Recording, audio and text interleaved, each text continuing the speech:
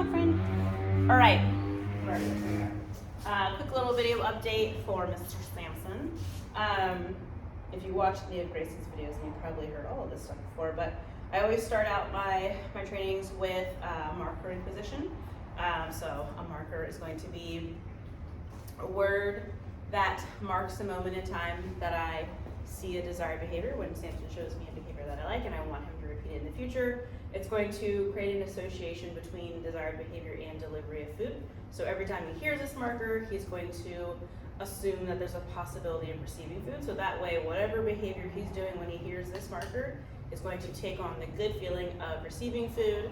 And that way, we can just bridge the gap between desired behavior and delivery of food, so that anything that happens in between those two events is not,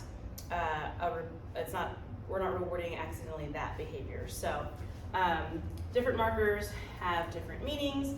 When he hears the word yes, he knows that that means he can come take some snackos from me. I'm typically going to be a little bit playful with him, especially since I'm trying to build his confidence. So instead of just smashing food in his face, Samson, yes, I'm going to let him come chase after it a little bit. I can get a little animated, making it as valuable as possible. When he hears yes, that's it. He doesn't have to continue the behavior. He does not have to continue the behavior anymore. I just want him to come take food from me. And then we have our duration markers, which are going to be good and okay. So Samson, sit, good, is implying that I want him to keep doing that, and then I can bring his reinforcer to him. Good, I can pay him good behavior, good. Uh-oh, sit, good. The cats are jumping at the door, good. And I can build neutrality in my movements, good. Okay. Okay is the terminal marker, meaning that the behavior is over. So I want to get him used to the concept of doing a behavior and me doing other things, so that he can learn not to be responsive to all of my physical cues, and he's responding to the command alone. And I'm starting to add in rules. At the beginning of the week, it was more, I'm just going to keep paying him.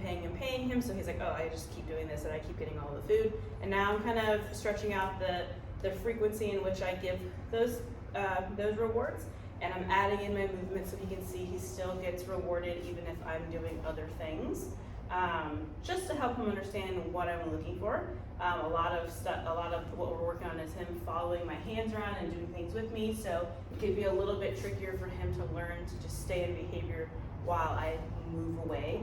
And I really want to make a big deal about that for him for confidence purposes. I want him to understand that he doesn't need to utilize contact with me as a comfort source. And then I'm sending a good funny clip over of his place command.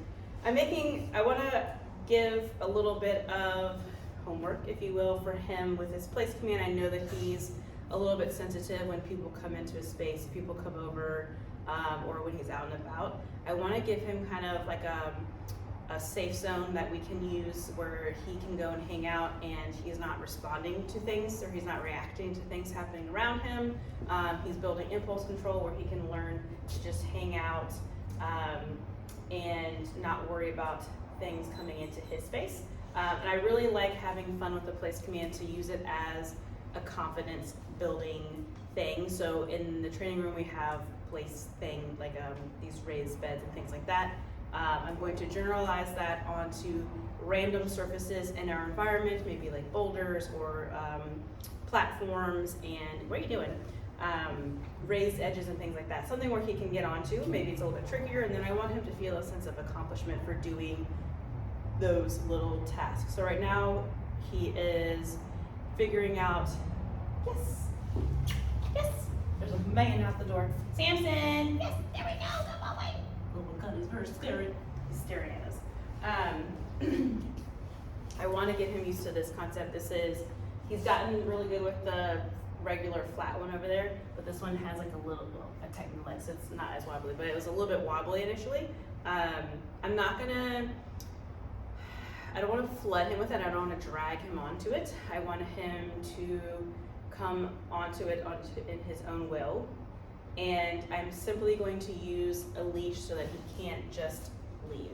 So that is a big thing with him, is when he thinks that something is a little bit trickier, he tends to just kind of wander off. He's like, I don't want to do that, that's too much. So the leash is just there to keep him from leaving. I'm not going to drag him onto anything.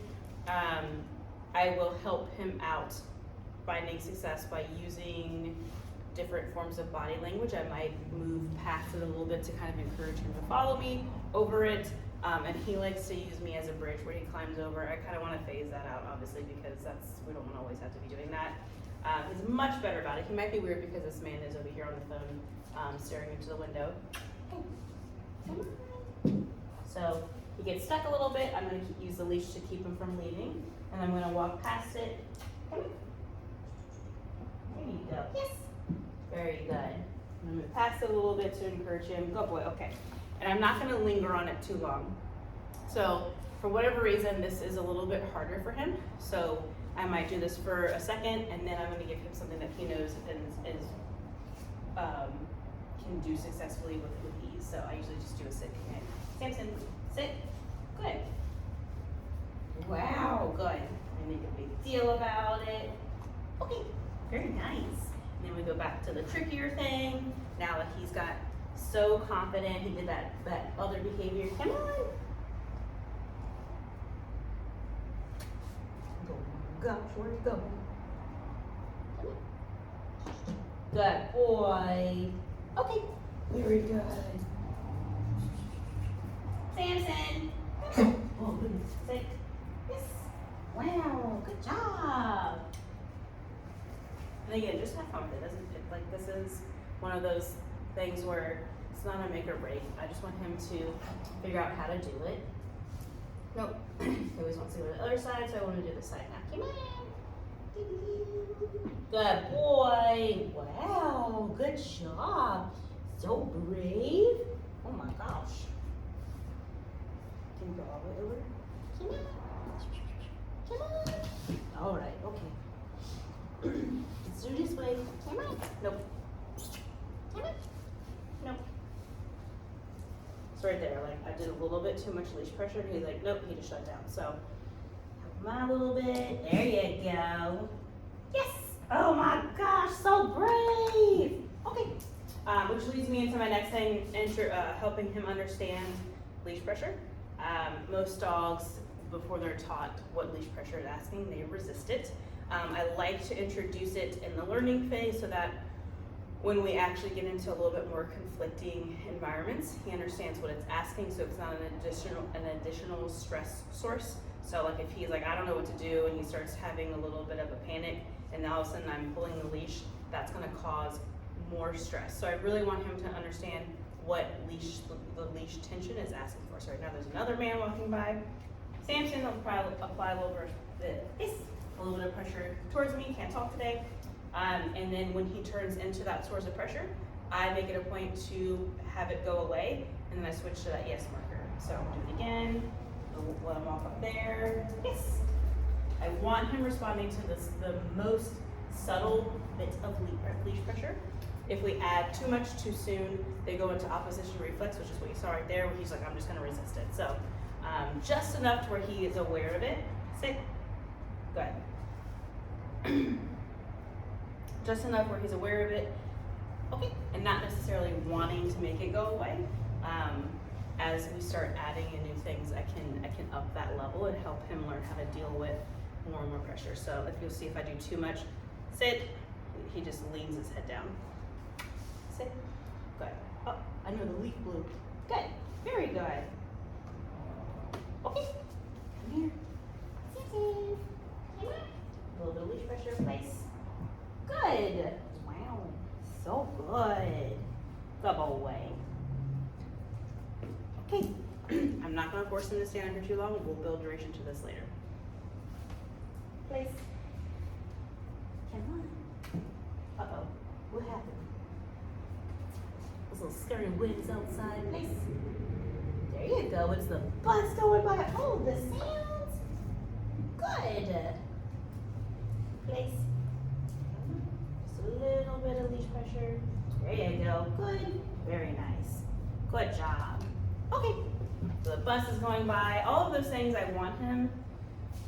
I don't want to let him fixate on them. I want to keep him working through things in a really fun and lighthearted way. Like I don't need to drill obedience, so I just want to get his attention on me and have him do fun, easy things and play around so that he's not fixating on his environment so much, so that we can work past all that once we actually get out and start working in the neighborhood around us. Right now we're just doing training room stuff because I know that he's going to not really be receptive to food probably if he is too distracted and not 100% sure of what the heck I'm looking for in an easier environment. Hey, Samson, please.